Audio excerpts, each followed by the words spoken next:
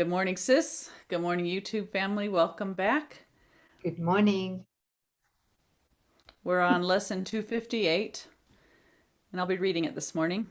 Thanks again for joining us, everyone, and thanks for the comments on the YouTube channel. We noticed that the numbers have increased, and we just wanted to give you heartfelt thanks for helping us get Alga's rhythm back. Alga's rhythm? Apparently Alga needed some rhythm and we got the algorithm back online. I don't know, but thank you. Thank you for doing the 3 steps. Yeah. Yeah, thank you. Yeah. Okay, lesson 258. Let me remember that my goal is God. Let me remember that my goal is God. All that is needful is to train our minds to overlook all little senseless aims and to remember that our goal is God. His memory is hidden in our minds, obscured but by our pointless little aims, which offer nothing and do not exist. Shall we continue to allow God's grace to shine in unawareness, while the toys and trinkets of the world are sought instead?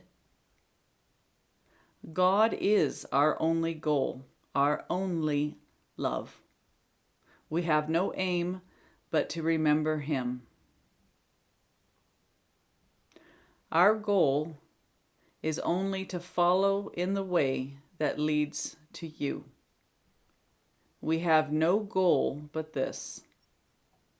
What could we want but to remember you?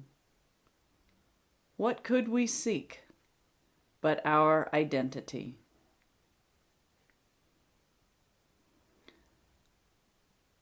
Let me remember that my goal is God. I was about to say, let me remember that God is my goal. Yes.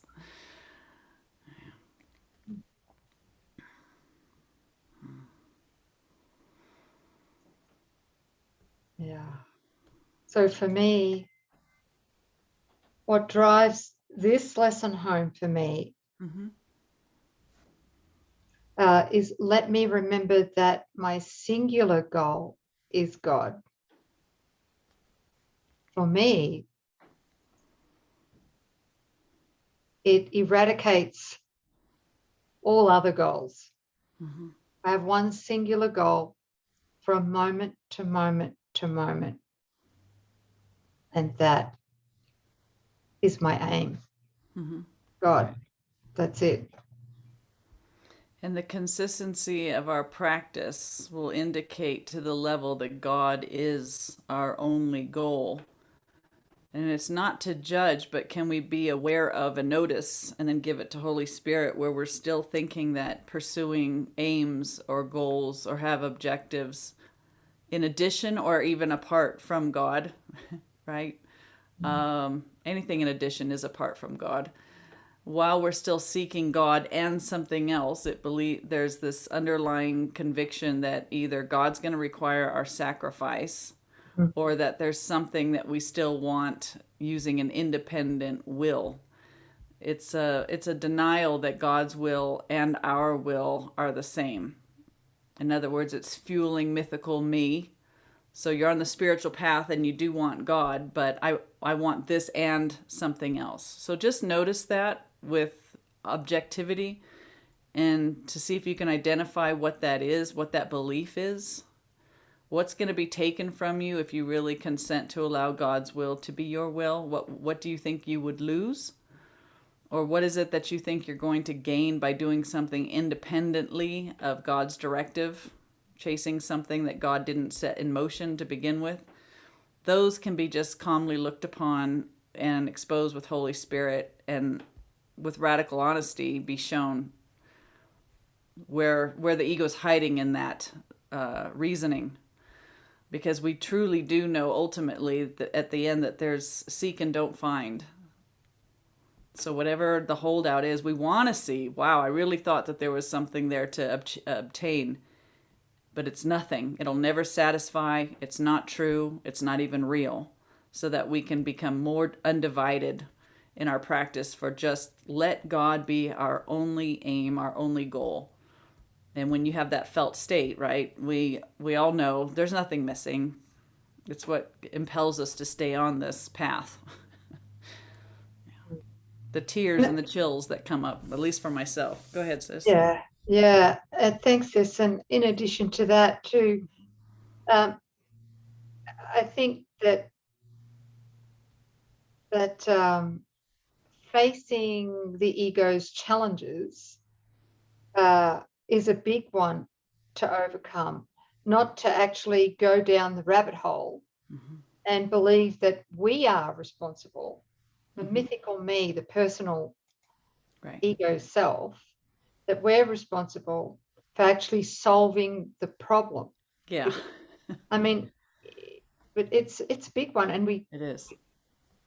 We just need to witness our thinking process whenever we're triggered.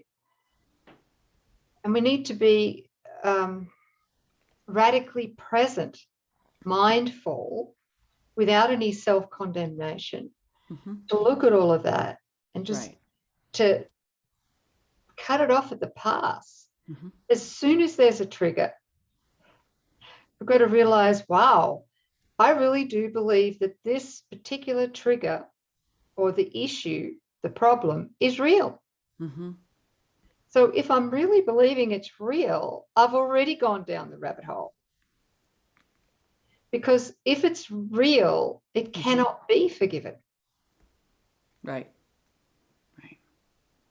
That's right. Yeah. He says you can't overlook what you first saw clearly or made real for yourself. Exactly. Yeah. Exactly. So, the next thing then is to come to peace within and ask myself, do I want this? Do I want this to be real? Yeah. I mean, do I?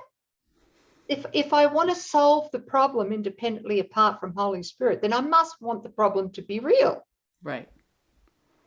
Yeah. So that leads me to the... Yeah, go ahead. Sorry, sis. That just leads me to the last step, or the next step, which is, the next step is, do I want to be wrong about this? Yes. Do I really want to be wrong about what I'm perceiving right now?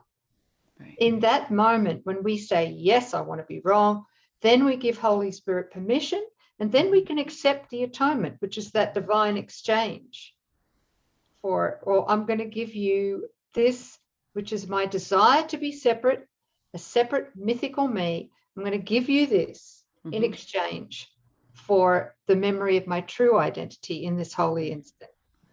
So not only are you giving the problem to Holy Spirit, you're giving to Holy Spirit the mind that wants that thinks that it's right about what it's triggered about, and you're also giving Holy Spirit the problem-solving mind, right? The one that wants to be part of the solution. And the way that you know that you're there is when you can say, I want to be wrong about what I'm believing behind this trigger. Now Holy Spirit can enter in, because while you're saying, just take this trigger from me, but back in the back room, you're feeling very justified or that you're right, the Holy Spirit still can't come in. That's not really an invitation. Well said. Yeah. Well said. Yeah. We're really pulling the blinders off this ego concept, aren't we? Yeah, well, we're hiding the parts it doesn't want us to see. It's just, yeah, definitely. Thank you. Yeah, we need to want to be wrong about what we're believing about the trigger. Not just the trigger itself, but the one that's seeing it and the one that's justified and the one that wants to have that knee-jerk reaction to lunge forward and fix. The one that saw it can't fix it. That's something that we have to constantly remind each other of in our joinings, that the one that's triggered or the one that's seeing it cannot be any part of the solution. It's in complete hands off the wheel and handing it over to the part of our mind or the Holy Spirit that can. So, sis, okay, questions coming through. Yeah. So the old way that I used to do forgiveness for that first 15 years or so of practicing A Course in Miracles I think I've mentioned this before, is I had some rather large forgiveness opportunities. Yeah. And I genuinely gave them to Holy Spirit. I thought I did. Mm-hmm. Yeah. And this is what you're talking about, right? Right. Saying the prayer, Holy Spirit, help me to forgive myself for using this situation to separate. Mm-hmm. Okay, but it was the ego Right. that was forgiving. Yes. Or sorry, it can't forgive. It can't love. It can't give love and it can't receive love, right? Because it is the idea of an opposite to love, which is fear. Mm-hmm. So it can't forgive. So that's why it took me so long. It took me almost 15 years of practicing this to get to the point where I wanted to be wrong about my triggers. Yeah. Yeah. Because there's that one. Go ahead. Which means I also wanted to be wrong about my identity. And I'm just leading on here. It's not just my identity. I wanted to be wrong about the identity that I had given to my brothers as well. Mm-hmm. Right. Yeah. The recognition that you're not seeing anything as it truly is and nobody as they really are, including yourself and your brother. Yeah. Yeah. Mm-hmm.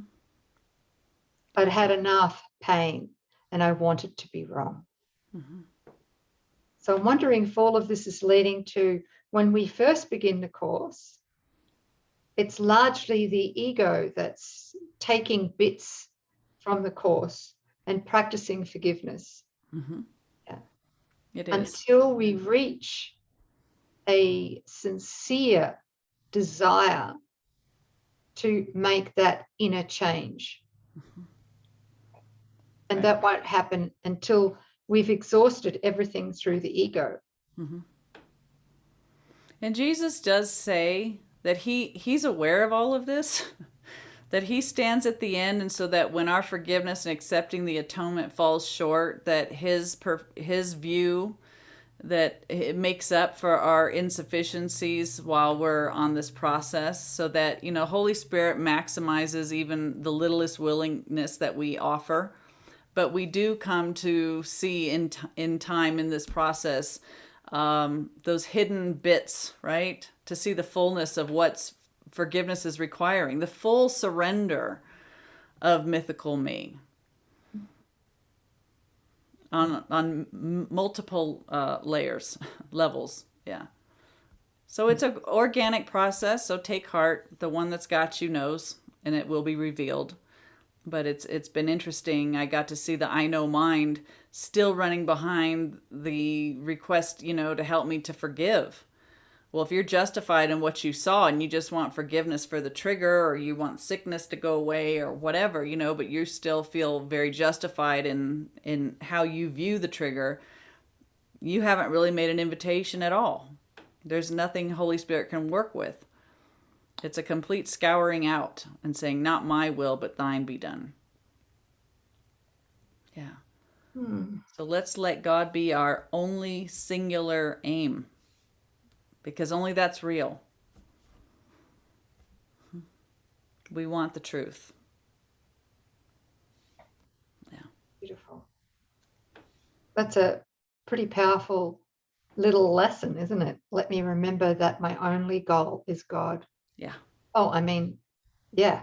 Okay. Yeah. I put the word only in. Sorry. I like it. No, it's good. It's true. He's asking us not to pursue toys and trinkets of the world, but replace them with God's grace shining in our awareness. All right. That sounds good. Thanks, family. Thank you, sis. Thanks for unpacking that for us. Yeah. Thanks, beautiful family. And thank you, sis. We'll see you next time. Yeah.